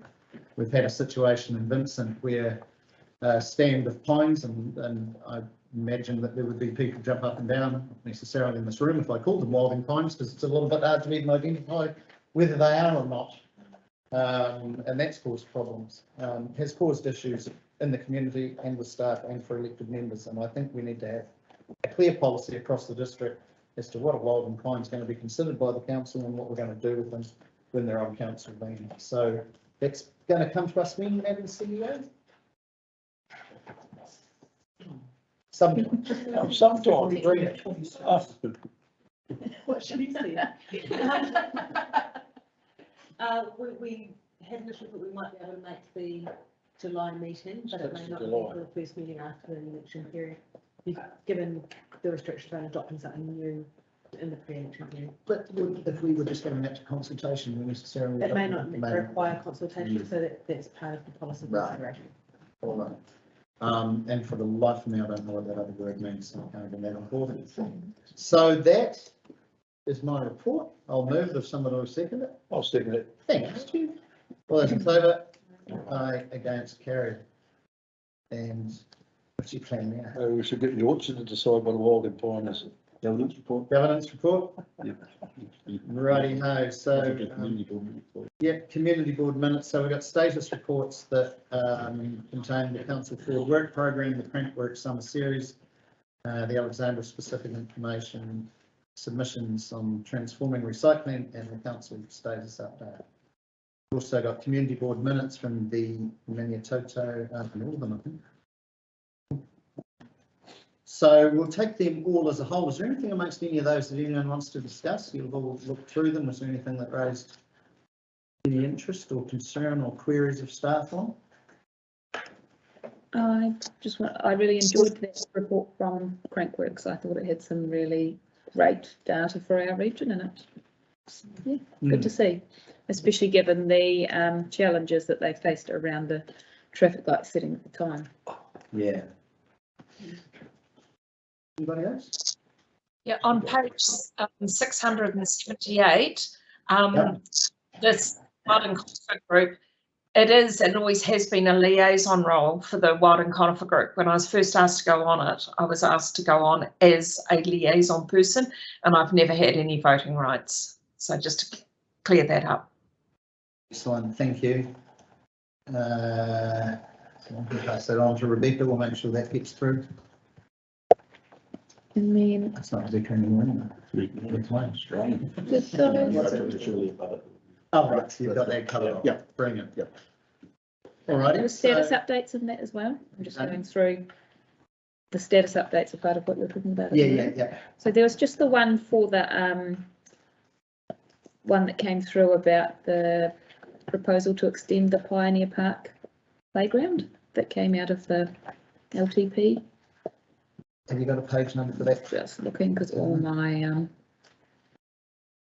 There was things disappeared when my computer updated. Smaller for the week. So we must be like 665-ish. Let's take a look here. Anyway, it said that there was no further update, but when I was at the park the other day, there were some guys from Delta, I think, taking sort of surveys from families using the park. So I thought maybe there was something happening, which would have been exciting. No. Someone will follow up and maybe something back. Yeah.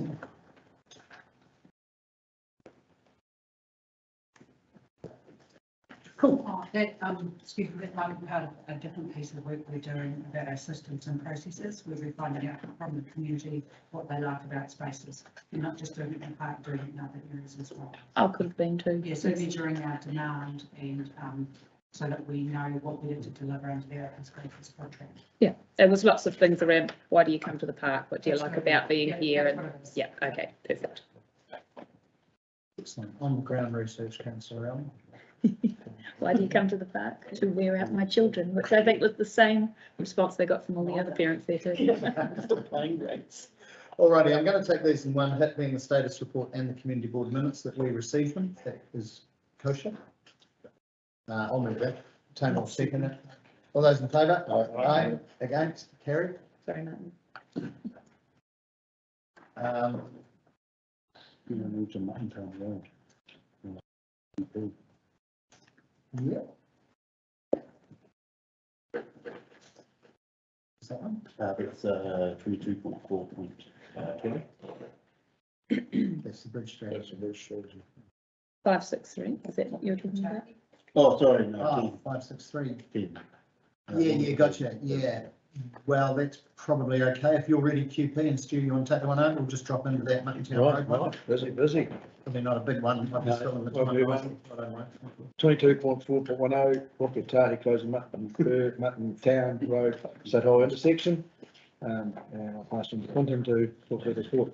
Well, thank you. I'll take the report as it has been read. So what Kotahi is saying, it's signalled that safety is the main driver of this proposal to permanently close intersection. Safety deficiencies make this intersection unsuitable to manage anticipated traffic increases from the known land development changes that will impact this intersection coming from the previous plan change.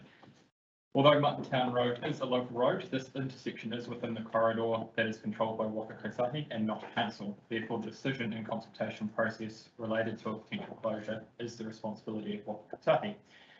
Council officers understand the Waka Kotahi approach to a full closure, but believe there could be merit for a left-in alternative approach to managing this intersection. The left-in approach would close the intersection to all users except traffic turning left into Mutton Town Road when travelling along State Highway 8 towards Clyde from the Alexandra Township. This option may address the safety concern while maintaining connectivity for residents and reducing the pressure on alternative routes. The ability of being able to provide this alternative left in would need to be investigated by Waka Kotahi to ensure it could be provided safely. I have that. Right, no, thank you for that. First bit of receives a significant report. Someone move that? I'll leave that. Second, Tracy, all in favour? Aye. Right, yeah, it's quite interesting that discussion. I had a look at that. Open up for discussion.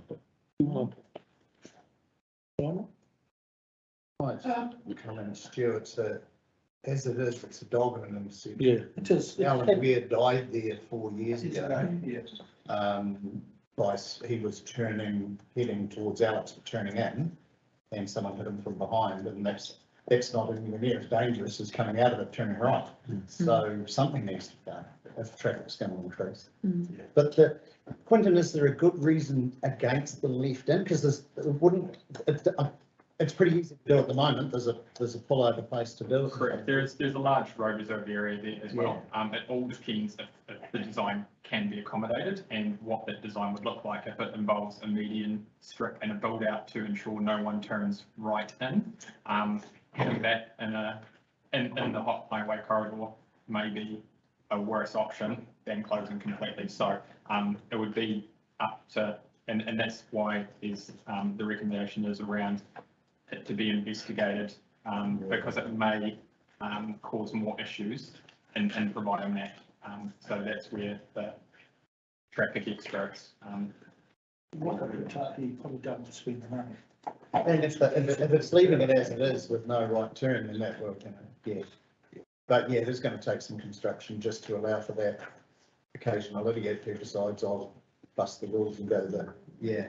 A big sweeping right turn and trying to come back. Okay, so I think that's a good recommendation. Sorry. I was just wondering about the timeframe differences by closing off that brand getting through to.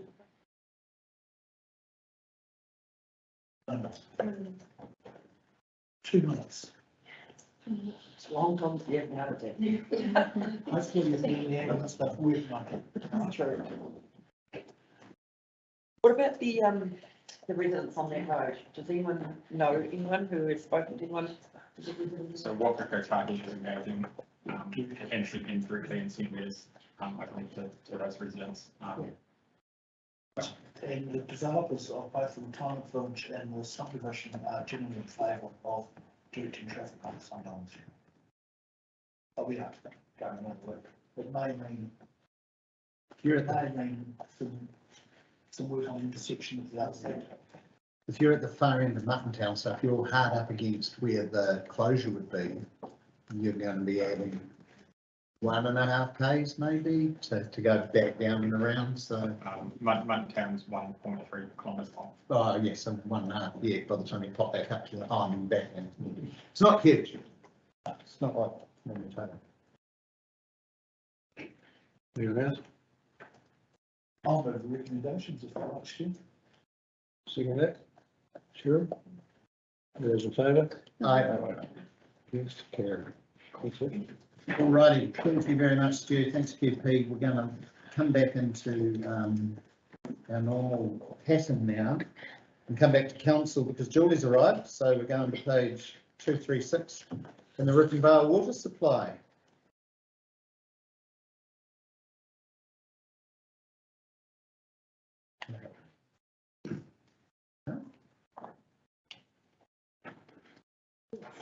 Jeez. Good afternoon. I will take the paper as read. This is quite a significant paper in that, been out to consult on the Hampton journey at the moment. It's been an ongoing process. November 20. And we need a decision made on this to progress with the end plan. So with that, I'm going to hand to Julie, because most of this is around her sphere of expertise, not mine. So we consulted with the community, the people that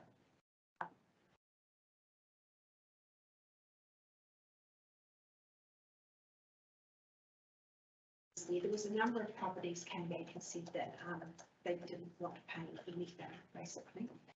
We met with the Rickenvale Water Committee, that's some of the councillors and myself, and we had a good conversation around the work that's going to need to be done on the supply in the future, and the basis for council's decision around that payment. So similar to what's happened at Clyde, where the residents are connecting into the council system, onto the council network, paid that contribution. That following on from the meeting that the councillors and myself had with the Rickenvale Committee, they were having their AGM, and I followed up with them afterwards, and they said that it had actually, when they had explained to the people who were at that meeting, that work that council was proposing to undertake on the network, there was a high degree of comfort with what was being proposed, and that they felt that that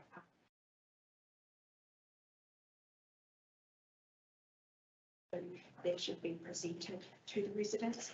We had a conversation with them around the fact that with the water reform, the new entities will be setting rates from July 2024, and that there's no guarantee. We don't know what will happen around targeted rates beyond 2024. So if people were to pay the lump sum up front, but some people pay it over 10 years, there's a possibility that those who are paying it off over 10 years might not need to pay it for 10 years, because the purpose of water reform is to have a uniform charging structure for water costs across entities. But we can't make any statements as to what will happen. We just don't know what they might decide to do. So from that, the committee members shared that with the members who were at the AGM, and they felt a degree of comfort about the explanation that they were provided. So when we put the letter out for the decision that council makes, I will include in that a bit more information around what the work is that we're doing, and the fact that that we don't know in the longer term what the entities will do regarding targeted rates, so that they can use that to inform their decision making around whether they pay the lump sum 10-year contribution.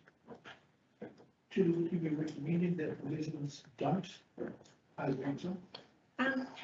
Look, ultimately it's their decision, because if they do, if they have to pay that targeted rate forever, then they would have to pay the interest costs on it. For the 10-year period. If I was on the supply, I'm probably more of a gambler person. Yeah. I would be paying it off over 10 years. Yeah.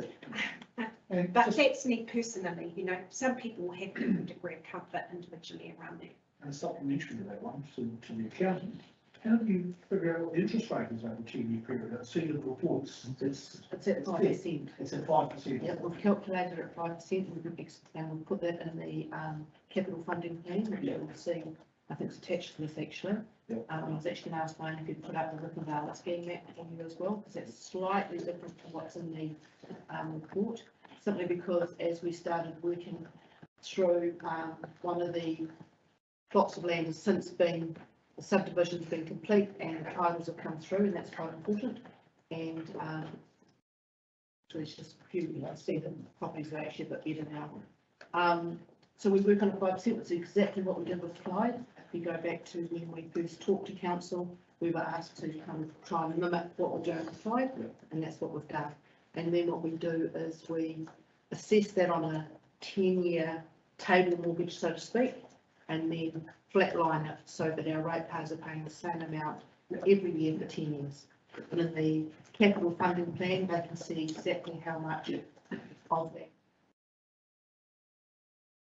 I did have a lovely gentleman ring me, ask me my personal opinion on it, he was 82, and he said he might not be here for 10 years.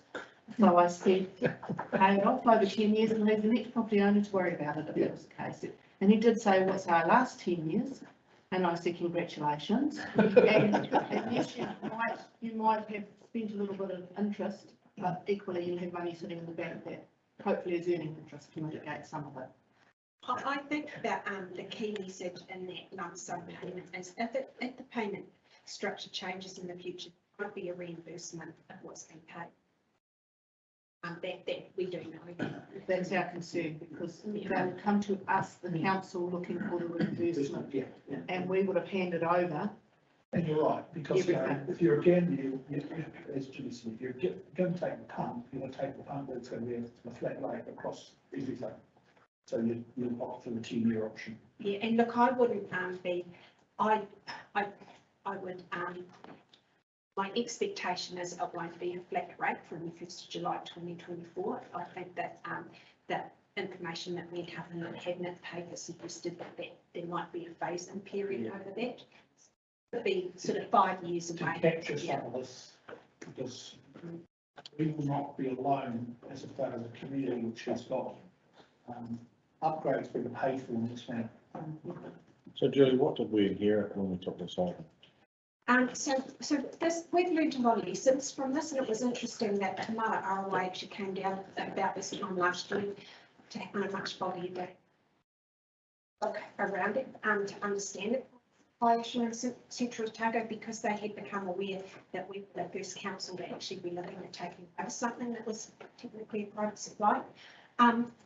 Look, what we find when we go and look, or when we get into doing work, is that it's not as great a condition as we had perhaps anticipated or understood. There were more issues with parts of it, like there was a pipe that was across the top of the ground in the Kawara Gorge, and obviously a wood pipe across the top of the ground into the Kawara Gorge freezes in the winter time. And so once we're responsible for delivering that service, we're duty bound to address that issue. So we hadn't anticipated having to do that. We put that first proposal up about how much it would cost. And so we've had to reprioritise some of the work to put that pipe in underground, and obviously it's on a state highway, it's in solid rock. There was a reason it had been left across the top of the ground. That was because it was a difficult piece of work to do. We were, yeah, so just to find out where I was going with that, so to get it up to a compliance level that's satisfactory for us to take it over, we had to spend a considerable amount of money. Is that correct? The other issue that's there that is a greater issue than we had allowed for is the implications of growth and the capacity of the network to service that growth. So there's quite a lot of demand for seasonal work accommodation and quite high demand at peak times, which that the pipe that's in there is not, the system that's there now isn't able to deliver forward growth for it's at its capacity. So in order to start looking at how we address that growth, the better solution is to put a pressure main, whereas they have a tank, gravity feeds the system, is that we will pressurise it, which is a different upgrade. So where we were going to replace a tank, now we're looking at pressurising the system, we won't replace the tank. So the whole scope of what you're doing changes. And it's not until you really get into it, nuts and bolts, that you understand those things. So there's quite a degree of investigation work that's required by us and by the modellers and by consultants to to deliver a forward work program. Thanks. And we were lucky to have a significant amount of outside money to subsidise. Yeah, I think that certainly helped in this case. And I think the other thing is, it is is that it was already on it's getting treated water, which makes it quite different from other private supplies that we've had. We're not having to put treatment processes in, we're just having to make sure the reticulation network is meets the requirements, which is as high a threshold as putting treatment in. So should this go ahead, and I'll put it on page 240, the next steps, we will then need to send out a letter of invite to all of those members in the scheme, and they will then have that choice to opt in to the one-off payment. If they don't respond or choose not to opt in, then by default they'll go for whatever targeted rate, because you must set one, you can't have a choice of targeted rates. We've got the legal advice on that. And that if they did opt in, but then chose to default on that, again, they fall into that targeted rate. Because we don't, the one-off payment is not sent out as part of your rates guide, it is sent out as a separate invoice, but will coincide that it goes out on the same day as the rates, with your rates bill, but it must be separate. Quite a lot of data behind this capital funding thing.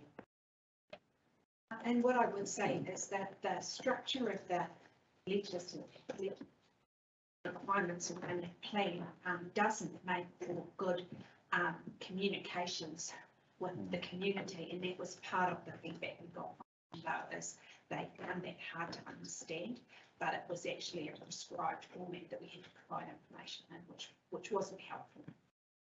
I did say, however, that was a very good funding thing. But unfortunately, like a lot of the stuff we do, it's not the way. More questions, folks? No. On that basis, would somebody like to move A, B, C and D? Thank you, Ian. Seconded Cheryl. Any further discussion? All those in favour? Aye. And against, carried. Thank you very much. Brings us now to the big one, the adoption of the 2022-23 annual plan. Good afternoon. Page 254, councillors. No, in line. No, not 254. I look down, still written down. That's the back now. Right, the floor's yours. I'm always happy to bring this one to council because this is always a big chunk of work that you kind of tick off for the year, and it's a big chunk of work that goes right across the organisation, so it's always a neat thing to sign off. And early is always better than later. This was quite a challenging paper to write, and I'll take it as read because we've got we obviously will acknowledge the Ripponvale consultation that we carried out, the targeted consultation. We had to adopt the Ripponvale water upgrade scheme, and also we need to adopt the Clyde wastewater reticulation scheme. Back in 2018-28 long-term plan that council adopted, you adopted all the stuff that's going to Clyde reticulation, including targeted rate, one-off opportunity to do a one-off lump sum capital contribution. But what didn't get adopted at that time was the capital funding plan, and so this has been added in so that we can have that as part of our annual plan. That had to be adopted before we can implement that new rates, which is next 23-24 year. And then of course we've got our fees and charges and actually our annual plan until we set the rates. So it's quite significant paper, and obviously if we don't do it, we don't collect any income. Other than that, happy to take questions. I want to just cover one other issue, and it comes up every year, and it's the timing of us invoicing our rates, and sorry, not our rates, our water charges, and it always coincides in December. And for Cromwell, and we did try to change the timing, but we're reliant on an external agency to do all the meter reading, and we could not juggle that. Now we've got it that it's due for payment, I believe, on the 22nd of December, which is smack bang before Christmas. Now we could extend that to say the 10th of January, and you will get a number of ratepayers that'll be equally upset because they've got to pay it straight after Christmas. If I extend it longer than that to say a month after Christmas, then I'm going to have a bunch of ratepayers saying, why has Cromwell got a special treatment? So I don't have a win for you, other than saying I still think 22nd of December is the best option before Christmas kicks in. But happy to take your advice on that. Other than that, and I included the liability policy in there, which is part of the annual plan. And it was really where I adjusted it to reflect the Three Waters. We wanted to exclude our caveats around our tranches of debt with Three Waters, because we aim to pay all of our Three Waters debt that'll be due for renewal on the 30th of June 2024, which breaches how we try and stagger our payments of debt, renewals of debt. I think I've covered everything. As I said, it was quite an in-depth paper. Yes. And I have covered again the next steps, and I've based my recommendations on the deliberations recommendations. Thank you. I think it's important to note with the single plan that it's year 2 of the LTP, so 1 year after we went through that massive budgeting process, nothing much has changed. We've read in the newspaper other neighbouring councils that are going through an LTP consultation, either because, an annual plan consultation, either because they've decided not to take the availability of the change in legislation that came in now, I think 4 years ago, that said you didn't have to if there weren't substantial changes, or indeed they have substantial changes. So we're basically on track, which is the important thing. Probably the headline may well be that there's a 7.2% rates increase. 7.5. 7.5, sorry, it was going to be 7.8. It was going to be 7.8 in our long-term plan. Yeah, and now it's 7.5. Which, I know it's not directly related, but of course we know that inflation's sitting at around about that 7% as well. So that has some of the impact, and recognising next year, because we've dropped this year, next year, which is scheduled to be 7.6, by default, the starting point is going to feel a bit higher, because you've just spread that gap again, widening the gap. Let's worry about this year in the first instance. Questions? A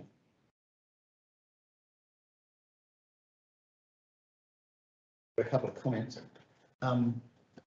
Page 261 at the final line, we talk about capital contributions. It says no recalculation of the capital contribution will be made.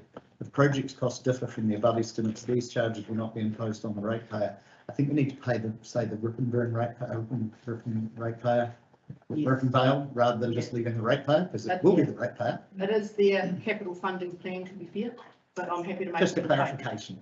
Yeah, just we've got to remember there is the off chance that somebody may read it. Yes.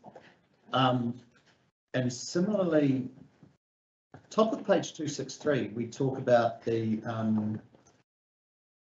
relevant, the contributions coming through, the contribution through the relevant development contributions applicable to the property and through the district wastewater rate. I'm just wondering if anywhere in there we need to reflect upon what's going to happen in 2 years' time, that it may not be DCs, or is it that far away that we now don't need to worry about it? It's far enough away that we shouldn't, okay. And I will just add that it has gone through our legal advisor for safety, as has our rates resolution, because I always get that checked by a lawyer, because it's such an important thing to get right.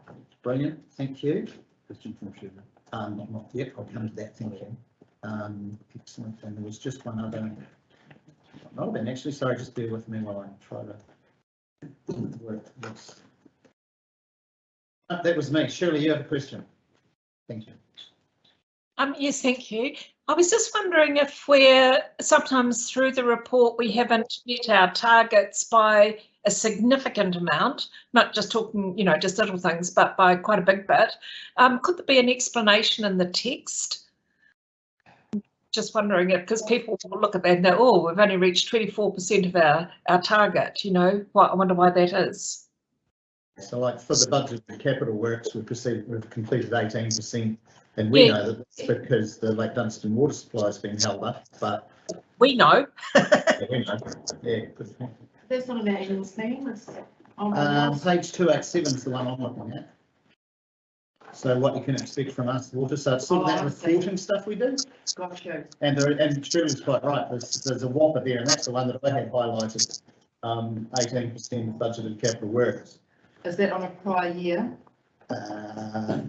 No, our target is to complete more than 90%, so it's on page 287 on the table. And then we've done our results for 2021. Yeah. Is that what you're talking about? Yeah. So those notes are all in our annual reports each year.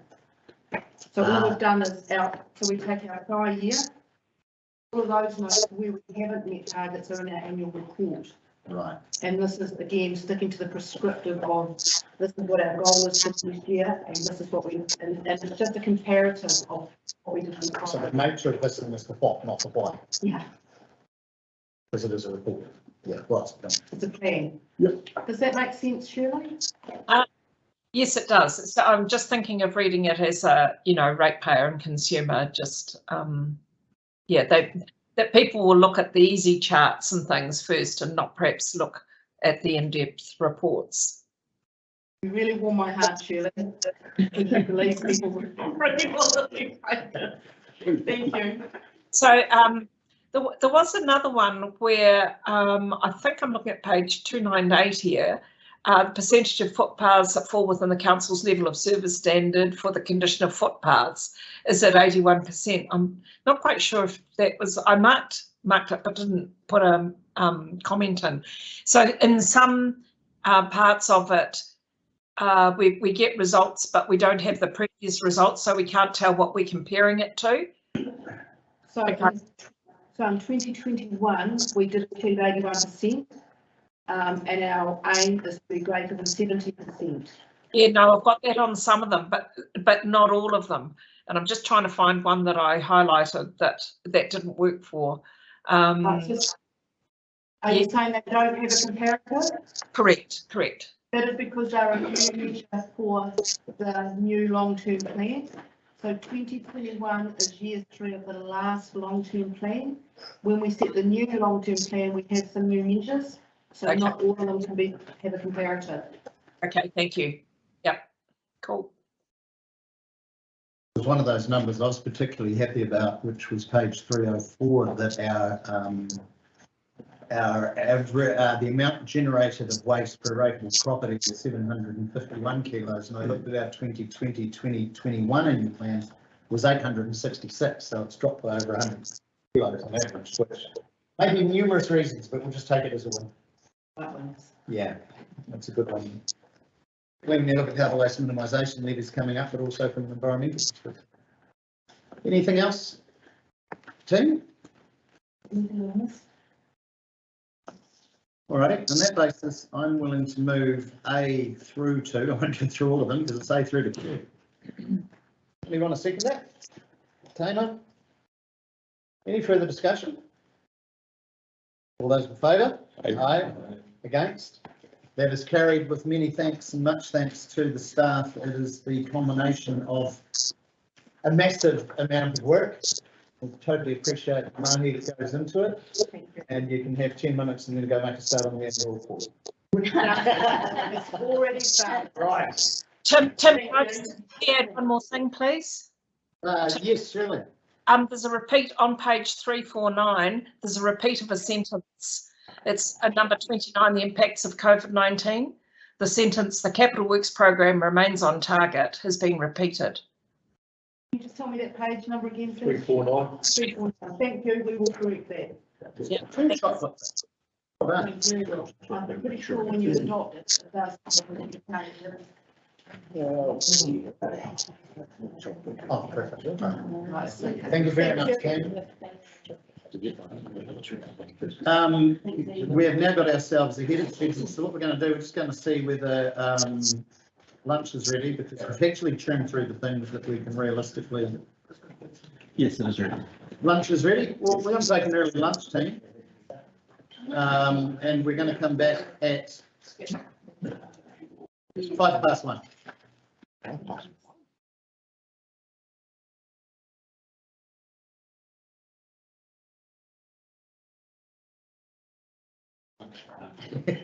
At the end of lunch. Good thinking. Yeah. Hello.